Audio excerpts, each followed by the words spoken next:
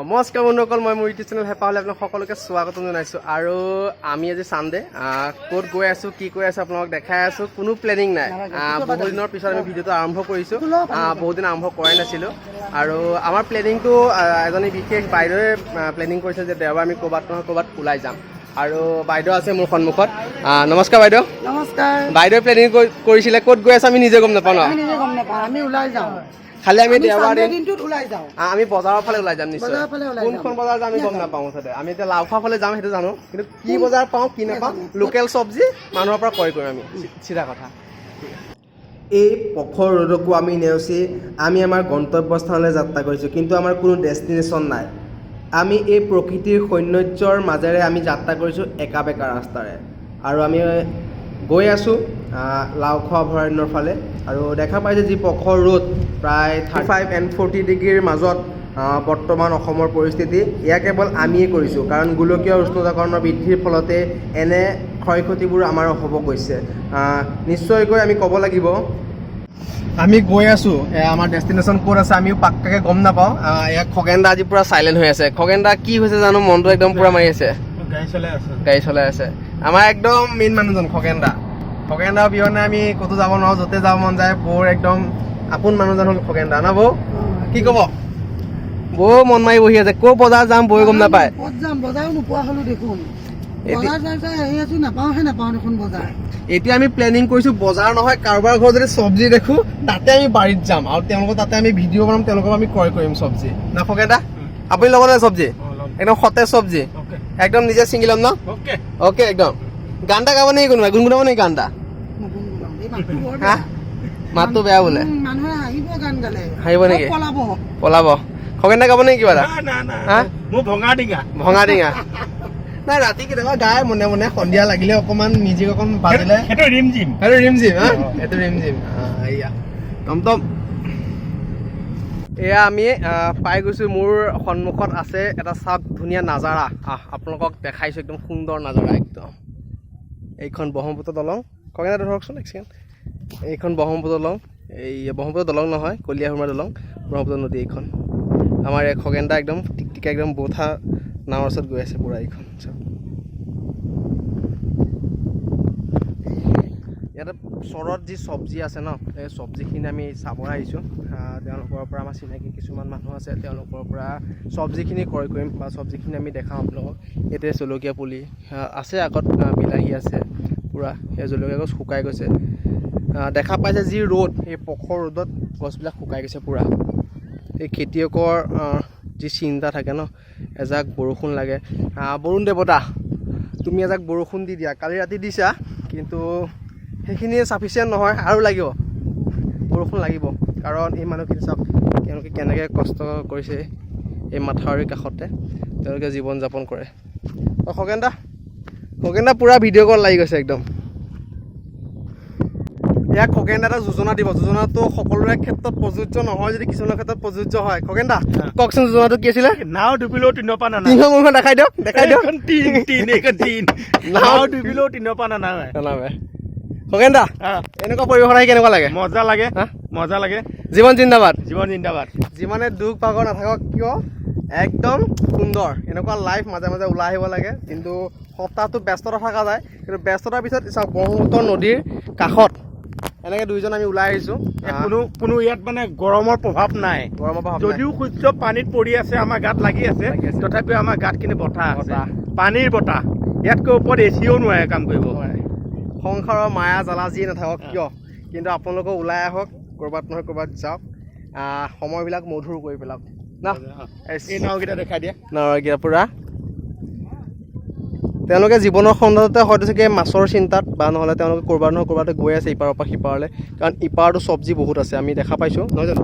ইপাৰতো চব্জি পাৰত পূৰা বালিচৰ। এইটো মাথাউৰিৰ ঘৰো বনাই দিছে, কোনোবা চাগে গৰু তাত কিবা চাগে এনেকুৱা আছে চাগে ইটো পাৰে। সম্ভৱ হ'লে যাম ন, কি কয়? যাব লাগিব এইফালে কি হয়। এই প্ৰকৃতিৰ মাজত নিজক বিচাৰি পোৱা বাইদেউগৰাকীয়ে এপাক নদীৰ কাষে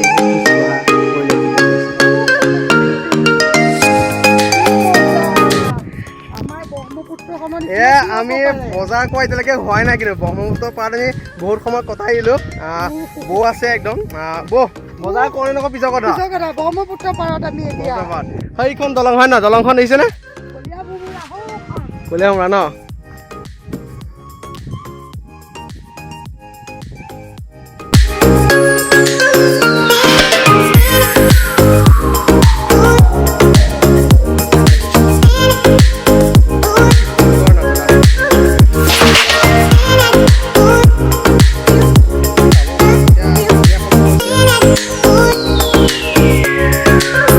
আৰু বহুত মাছমৰীয়া মাছ মাৰি আছে এইফালে, ইয়াত মাছ মাৰি আছে এজন আছে তাত, তাৰপিছত এজন দুজন, তাৰপিছত এনেকৈ আছে। সেইফালেও মাছ নাৱত পূৰা গৈ আছে, সেইখন কলীয়াভোমোৰা দলং।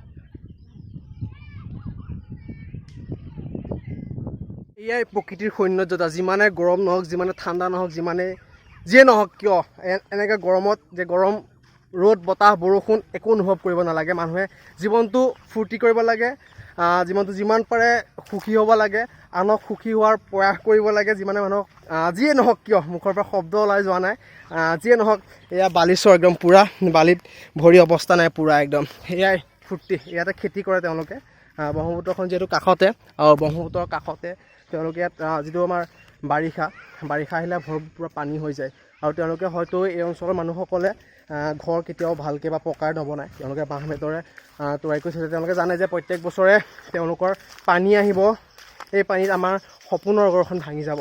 আৰু এই অঞ্চলৰ মানুহখিনিও কিন্তু খেতিৰ ওপৰতে নিৰ্ভৰ কৰি, ইয়াত দেখা পাইছে ইয়াতে হয়তো বিলাহী খেতি আছিলে, তো বিলাহী খেতিখিনি খতম হৈ গৈছে, ছিজন চেছ হৈ গৈছে, ইয়াৰ আয়ুস চেছ। এয়া বিলাহী খেতি, একদম আমি বিলাহী খেতিৰ কাষত। এই অঞ্চলৰ পৰাই বিলাহী নগাঁৱৰ বিভিন্ন ঠাইত যোৱা যায়, একদম পূৰা ফ্ৰেছ সতেজ বিলাহী। চাওক পূৰা সতেজ বিলাহীয়ে কৈ আছে মুখ খা একদম পূৰা, দেখিছে?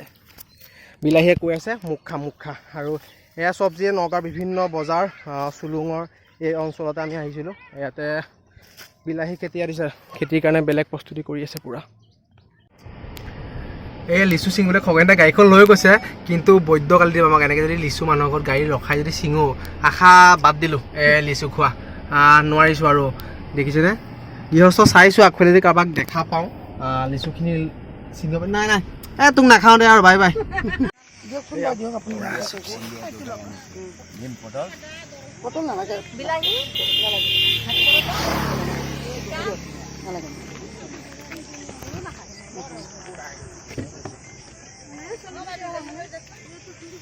ৰঙালাও কেনেকৈ? এই গোটেইটো 30 টকা। মিঠা হ'বনে? হা মিঠা হ'ব পূৰা? সদায় আহিছোঁ, সিদিনাখন আহিছোঁ ন আপোনালোকক খাবলৈ, ধুনীয়াকৈ সজাই দিছে ন। আপোনালোক কেইটালৈকে থাকে ইয়াত? 7টালৈকে আছে। আপোনাৰ নামটো? জয়মালা। কিমান দিন হ'ল ইয়াত দোকান দি থকা? কেতিয়া লকডাউনৰ পৰা দিছে? প্ৰথম কেইজন দোকান আছিলে ইয়াতে? এতিয়া কমিছে। বাকী খেতিত আপোনাৰ নিজৰ ঘৰৰ গোটেইখিনি? আপোনাৰ কি আছে দোকানত? এখন দুইখন আপোনাৰ দোকানে?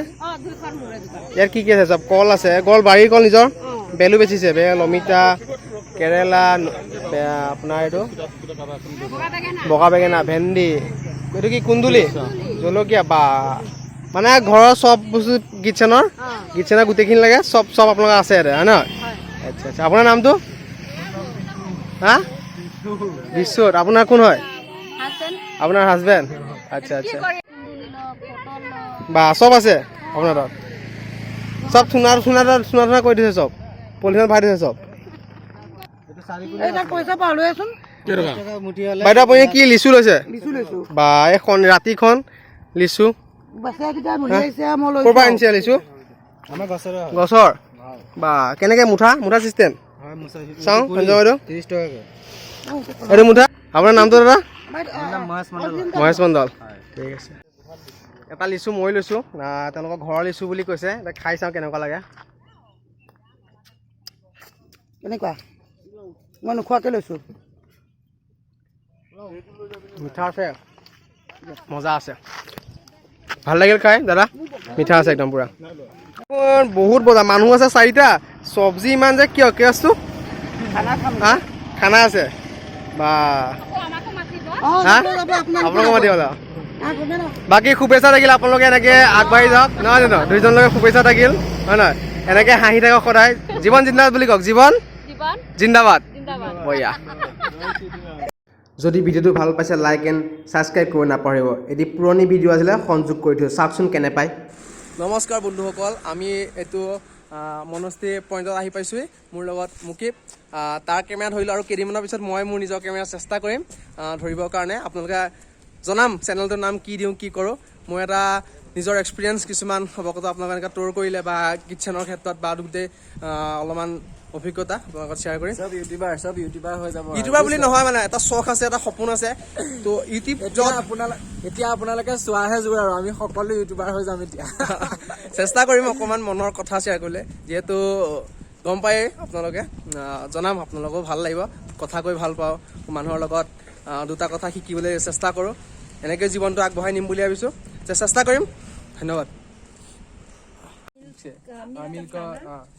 वो साना निकल के मिल्क से साना निकल के पानी अलग करके छाना पेस्ट करके আৰু আমাৰ ছাৰে ৰসগোল্লা কেনেকৈ বনাই কৈ আছে লোকেল মানুহক बहुत मेहनत है रसगुल्ला बनाने के बहुत मेहनत बहुत नाजुक है बहुत दूध लगता है